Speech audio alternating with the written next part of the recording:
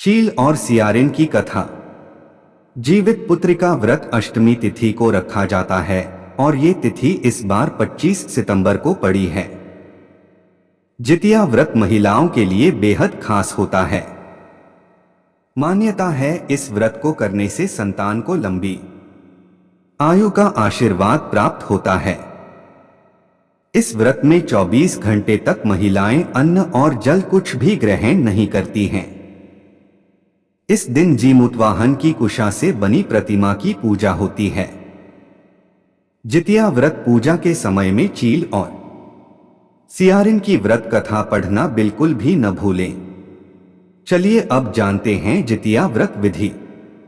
जितिया व्रत की शुरुआत नहाय खाए के साथ होती है। इस दिन महिलाएं सुबह स्नान कर एक समय भोजन करती हैं। इसके बाद अगले दिन निर्जला व्रत रहती हैं। शाम में जितिया की पूजा करती हैं और कथा सुनी जाती है। इसके बाद अगले दिन सूर्योदय के बाद व्रत का पारण किया जाता है। दोस्तों अब जानते हैं जितिया पूजा विधि। जितिया व्रत के दिन प्रदोष काल में महिलाएं पूजन स्थल को गोबर से लीपकर साफ करती हैं। वहीं पर एक छोटा सा तालाब भी बनाती हैं और इस तालाब के पास पाकड़ की डाल खड़ी कर दी जाती है। इसके बाद तालाब के जल में जीमूतवाहन की मूर्ति स्थापित की जाती है। ये मूर्ति कुशा से बनी होती है। इसके बाद धूप दीप अक्षत रोली फल फूल आदि से विधि विधान पूजन किया जाता है। इस दिन महिलाएं मिट्टी और गाय के गोबर से चील और सियारिन की मूर्तियां भी जरूर बनाती हैं। इन मूर्तियों को टीका लगाने के बाद जीवित पुत्र का व्रत की कथा पढ़ी या सुनी जाती है। दोस्तों अब जानते हैं जितिया व्रत की कथा। एक वन में सेमर के पेड़ पर एक चील रहती थी और उसी के पास में वहीं झाड़ी में एक सियारिन भी रहती थी। दोनों अच्छे दोस्त थे। चील जो कुछ भी खाने को लेकर आती उसमें से सियारिन को भी खाने को देती। सियारिन भी ठीक ऐसा ही करती। एक बार वन के पास एक गांव में औरतें जितिया के पूजा की तैयारी कर रही थी। चिल्हों ने उस पूजा को बड़े ध्यान से देखा और इस बारे में अपनी दोस्त सियारिन को भी बताया। दोनों ने इसके बाद जितिया का व्रत रखा। दोनों दिन भर भूखे प्यासे रही, लेकिन रात में सियारिन को तेज भूख प्यास सताने लगी। भूख प्यास से व्याकुल सियारिन को जब बर्दाश्त नहीं हुआ तो उसने जंगल में जाकर मांस और हड्डी पेट भरकर खाया। चिल्हों ने हड्डी चबाने की आवाज सुनी तो इस बारे में सियारिन से पूछा तो उसने सारी बात बता दी। चिल्हों ने सियारिन को खूब डांटा और कहा कि जब व्रत नहीं हो सकता तो इसका संकल्प क्यों लिया था। सियारिन का व्रत भंग हो गया, लेकिन चिल्हों ने विधि विधान ये व्रत पूरा किया।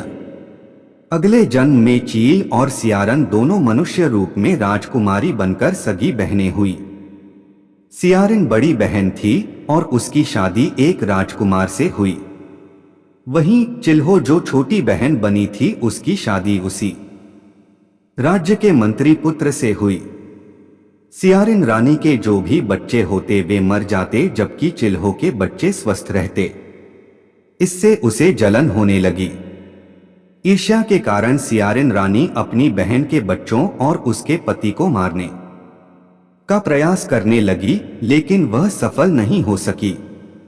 बाद में उसे अपनी भूल का एहसास हुआ और उसने अपनी बहन से क्षमा मांगी। बहन के बताने पर उसने फिर से विधि विधान जितिया व्रत किया, जिससे उसके भी पुत्र जीवित रहे। कहते हैं तभी से जीवित पुत्र का व्रत रखा जाने लगा।